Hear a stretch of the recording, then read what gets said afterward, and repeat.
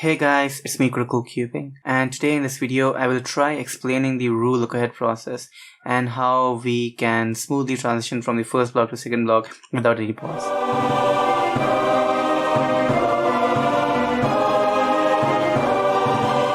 The Roux Lookahead process isn't anything difficult, but it is a bit different than the CFOP Lookahead process. And the basics of, Roux Lookahead or any lookahead is A, your inspection planning, B, your timing, how well you time your transitions, and C, how well you know your solutions to pairs or anything really. Let's address the first point, the inspection. When we get a scrambled cube, right, we should always be planning the first step of our method. In my case, it is Roux. In your case, it can be CFOP or ZZ or anything. Like in the CFOP method, they have the cross as their first step, so they plan that out during the inspection. And in Roux, we have the first block as our first step. So we should always be planning this out in the inspection. And it does not matter if you're new to Roux or you're already doing Roux for a while, you should always be planning your first block in the inspection without any fails. There is no excuse for not planning your first block. It might be difficult, it might be a bit daunting at first, but you should get into a habit of planning this out. And how do you plan your first block? Well, the first step will be finding your pieces and also finding suitable pieces, because in Roux method you have 8 blocks to choose from, but you cannot do each and every block efficiently. Thus, finding suitable pieces becomes so much more important. And in here, I saw that, okay, I had an edge connected with the center like this, so I can just start with this. And once I have this, right, I know I have to insert these two pairs in here for my first block. So I start finding out these two pieces. So a corner is here, edge is here, and then the other edge is at the bottom in here, and the other corner is in here.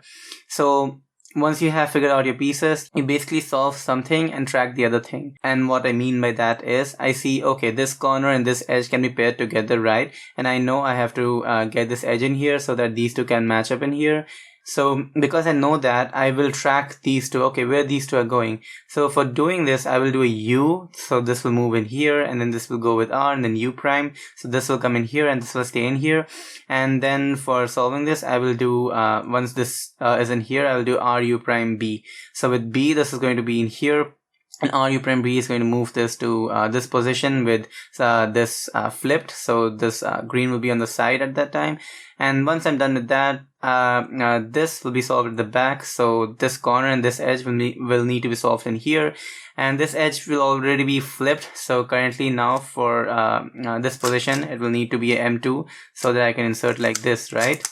But from this position, it will be already flipped, so I won't need an M2 move. I'll need to do an M prime, not an M prime, an M move. So I'll do it from this position, put the edge in here, and then M move, and then solve this with this.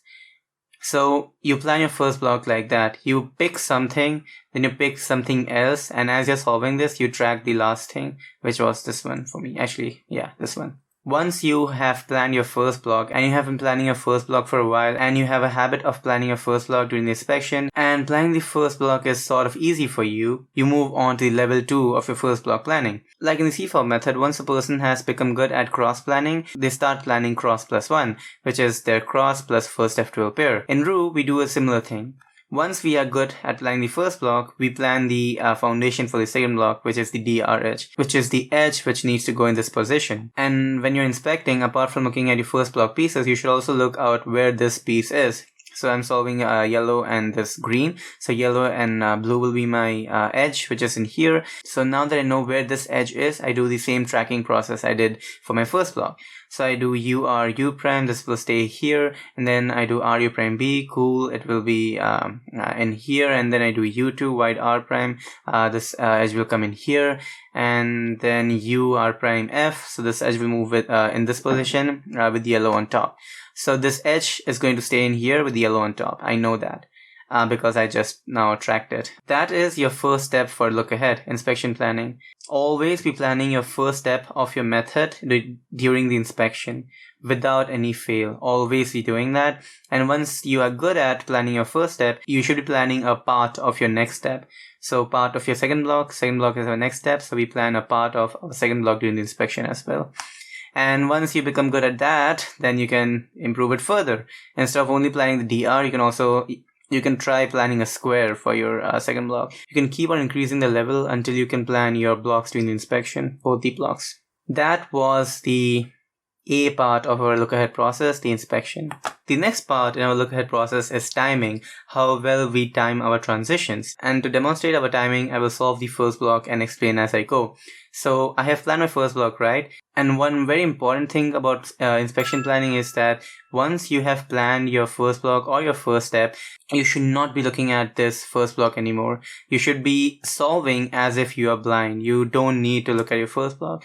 And since we are blind to our first block and this DR edge, we can focus on tracking our other pieces. Now, in this scenario, I will take a note of a corner or an edge which will be part of my second block. So I'm solving this second block, so this edge will be a part of my second block, and let's say this. So as I'm solving my first block, since I know my first block solution, I don't need to look at my first block. I will be looking at these two as I'm solving. That being said, let's get started with our solution. So I'm still tracking these two. So U2, move this is here, and I'm still tracking. And now, when I was ending in here, right, this is where the timing kicks in. And our timing is a bit interlinked with the prediction. And to illustrate that, let's go back to our first block solution. So I have solved my square for my first block. And at this point, I'm of course tracking these two pieces, right? So I know U2 and then wide R prime. And from here, I know that this will come in here, U R prime F. And because I know my next moves, I can sort of predict what is going to happen to this. So once I did this, right, this wide R prime move, at this point, I knew what was going to happen to this pair, how these two pairs were going to be set up. And at this point, I stopped looking at this pair because I already planned this during the inspection and I already know what's going to happen to this. This is the time where I stop looking at this piece and start looking for my last second block piece. So once I did that, I knew, okay, these two will be here. So I am now looking for my other pieces because that will give us the time for our eyes to stop focusing from this pair and start looking at something else. And when we are going fast, like really fast, you are averaging like 6 seconds global. This timing becomes crucial because if you are delaying this timing, then you will of course have pauses, and these pauses and the extra time will add up into a solve. So from this point, I did this and I knew what was going to happen to this. So I'm not looking at this anymore, and I already know how to solve this and also how to solve this. So I'll just solve this and start looking at other pieces, and I see, okay, this is the blue and orange. This will be on the next pair, and I only need to find the corner for it. So where's the corner? And I did that. Oh, so this will be my next pair. And because I had a proper timing, I have a smooth transition from my first block to second block, and now I can just pauselessly do both of my blocks without any problem. Therefore, A, plan your inspection properly, and B, have a proper timing, which will help with transition from step 1 to step 2 and also set pace for your second step. Our first block will usually start slow because it has a lot of awkward moves, but your second block should be faster than your first block. And if you have your proper timing, then you're already setting the pace because you know your DRH, you know your first pair. You can just spam TPS for solving this, and as you're spamming TPS, you look out for something else, and then you can solve that as well without any problem. And one good thing about Roux is that there is no paralysis for what pair to solve as my first pair.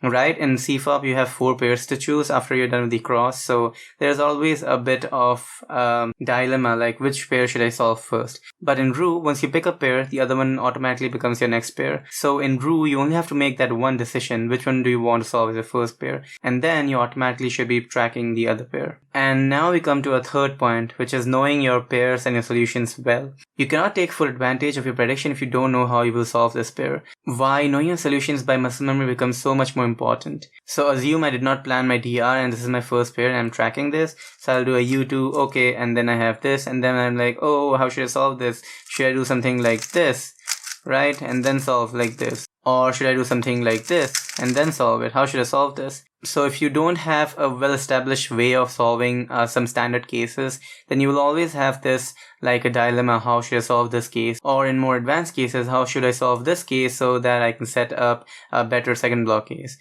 This is why knowing how to solve your cases by muscle memory becomes important, because once you see a case, you know how to solve this. So you don't need to be looking at this case anymore, and you can start looking at other cases, thereby maximizing your look ahead. And to illustrate this concept, let us do a random hand scramble for the second block. And this is how we end up. And here is my DR edge, and here I see my first pair, right? The moment I see this case, I know how to solve this. So I should not be like wasting any more time thinking about how to solve this case. The moment I see this pair, I should stop focusing on it and start looking at something else. Here is our next example, DR edge, and this is my pair. The moment I see, okay, the DR edge is here and I have this pair, I know how to solve this. So I will stop looking at this and start focusing on this corner and where the edge is, which is at the back in here. So I'll solve this. And because I stopped focusing on this pair and was focusing on this pair, I could transition smoothly from pair 1 to pair 2, and my second block solving had an overall flow to it. This is another example, DR edge, pair 1. I know how to solve this, so I should stop looking at this and start focusing on the next pair, which is this one. So as I'm doing this, I was not focusing on this, I was focusing on this one. And because I was focusing on this pair, I could have a smooth transition from pair 1 to pair 2. And my second block solving had an overall smooth motion and flow to it. Therefore, knowing how to solve your cases by heart becomes just so much more important. And if you don't know good ways of solving your second block pieces, then I have a video on second block which you can look. I will have it in the description. And that concludes the 3 parts that I think are important for a good look ahead: inspection, timing, and knowing your solutions.